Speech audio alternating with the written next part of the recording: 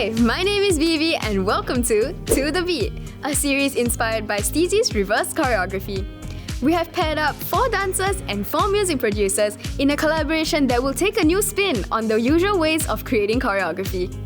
Today, we have Pranati, who will create a choreography to no music, and then Edmund, who will create a track inspired by her moves. Let's get to know our NUS artists.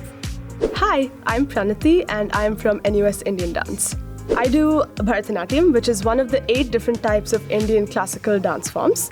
I've been learning it for about 14 years at this point. Well, I must start by saying that choreographers mostly depend on the music for inspiration and hints on how to go about the dance itself. Because if you think about it, the music is what gives you the mood, the feel, the rhythm, and the pace of the entire item. So without that, it was definitely difficult because while you do have the creative freedom to do whatever you want, you need to first really analyze the themes that you want to portray, kind of storyboard it and go through the entire process before actually getting to the dance itself. Because the stage is yours and there's no music, so you really have to keep count of the beats and all by yourself.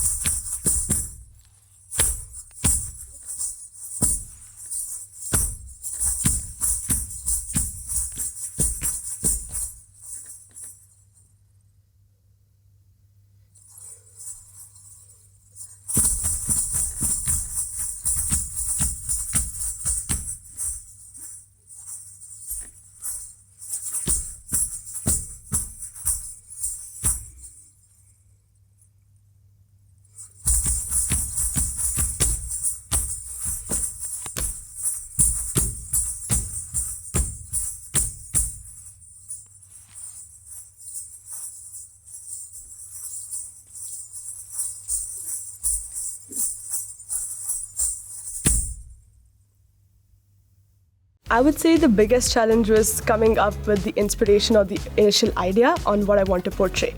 So I had to sit down and basically storyboard the whole process. And I went through a few 2-3 concepts initially before nailing down on the one that I currently am going to present. I would say the biggest inspiration for my choreography was the latest production that I did, which was Kala Chakra as part of NUS Arts Festival 2021. So the broad concept for that was the theme of time. And we had actually run through a lot of ideas within our group before pinning down on just 2 ideas for this showcase. So I kind of used that as my inspiration to portray something that we couldn't as part of this showcase. In addition, I also just wanted to show my love for dance through this short choreography. Hence, I've portrayed the Lord of Dance, Nataraja, through this piece. Hello, Edmund. First of all, I would like to say I am so excited to be working with you on this project. And I can't wait to see what you come up with.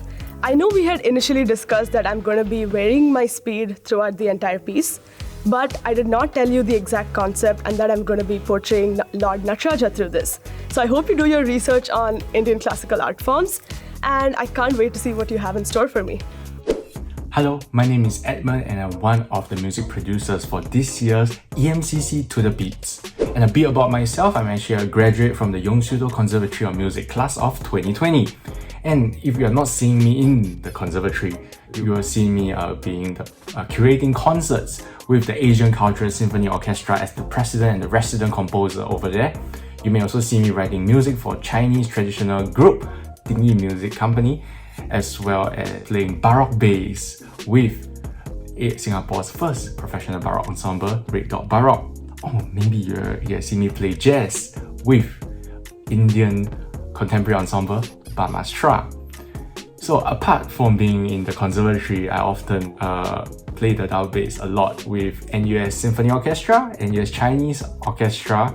That concert actually played the percussion, as well as NUS Harmonica, which I also play bass to support their bass instruments there. So let's move in to the piece. When I started to talk to Pranati regarding her dance, I was very excited because she told me she's going to go all out to dance. She didn't really tell me that she's going to go full traditional until very later part of our conversation. I thought she was going to go jazz, some hip hop or something like that. But no, at the end she told me, hey, I'm going to go full traditional. I was like, whoa, yes, this is going to be fun.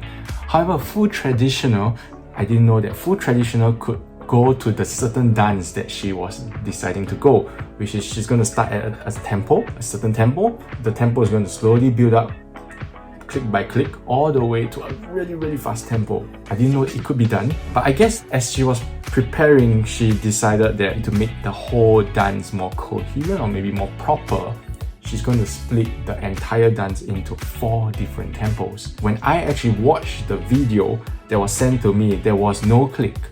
There was no in the background, it was total silence. Apart from the fact of her stomping and the jingles of her costume, I'll figure out her tempo just from watching her. That experience was really fun. Trying to find out when the click jumps from one tempo to another and trying to match my own click onto her dance. So after I got that settled, I realized that she has 4 tempos, which is 60, 90, 120 and 150. I mapped out the entire tempo onto the track and I realized, how am I going to transit between 60 to 90 to 120 and 150? I decided to go to the common denominator approach by putting the entire track into 30s.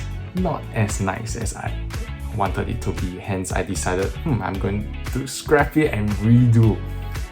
As I was doing it the second time, I realized something very unique about her dance, which is between each of the sections, she actually pauses. I was like, pause. And because she paused in a pose, I decided, let's add a camera and that will be my transition. So now the next part, I actually broke the entire piece down into 5 parts. Apart from the 4 sections, actually at the end, she does a twirling motion. Hence, I consider that as the coda, the last part. So now we have 4 sections and a coda. What am I going to do with it? For me, I'm actually a very big advocate to multicultural music in Singapore. The first part, which is BPM 60, I decided this is going to be my Chinese section. Hence, I added the Chinese guzheng, and it's going to be the one driving the entire 60 beats per minute.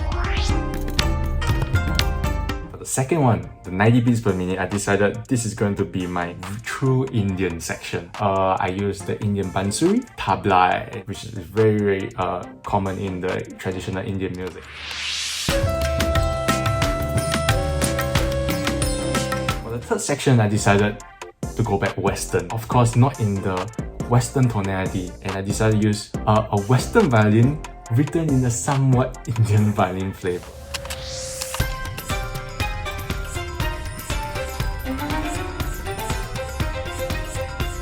For the fourth section, with tempo reached 150, I decided to add oud, the Middle Eastern oud, which is an instrument that is really common in the Malay tradition. However, if I were to go faster and faster and faster and faster, it's going to get a bit boring. Hence, I actually did a really, really strong breakdown to slow the entire piece down before I enter the coda, building right to the end.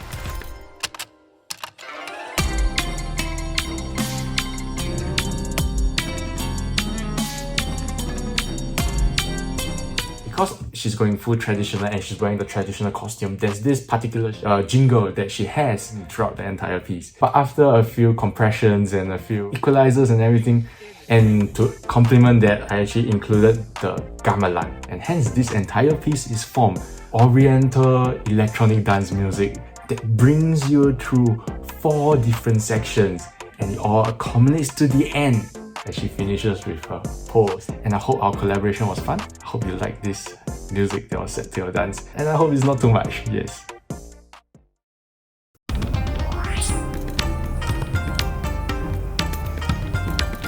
Can't wait for the transition.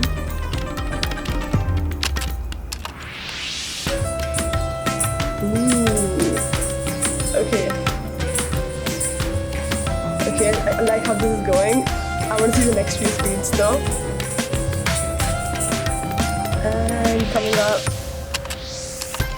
Oh, I love that like click in the background. It's super cool.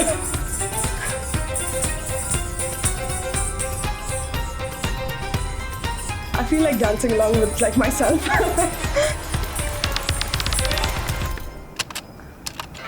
Last one.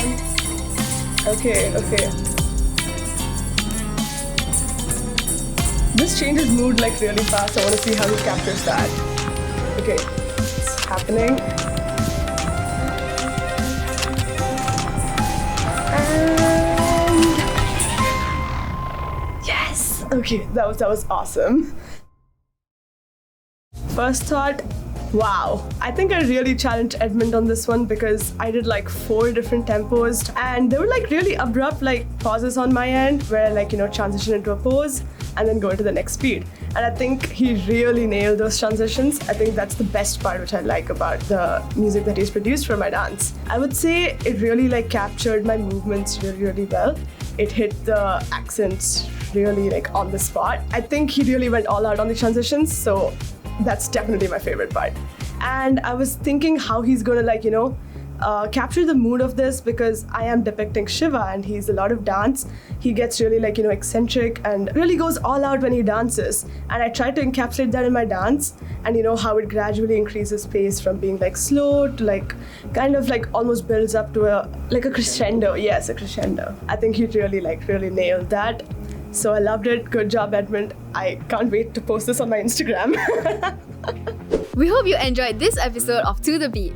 If you thought what you saw and heard today was interesting and would like to follow our dancer or music producer, here are their socials.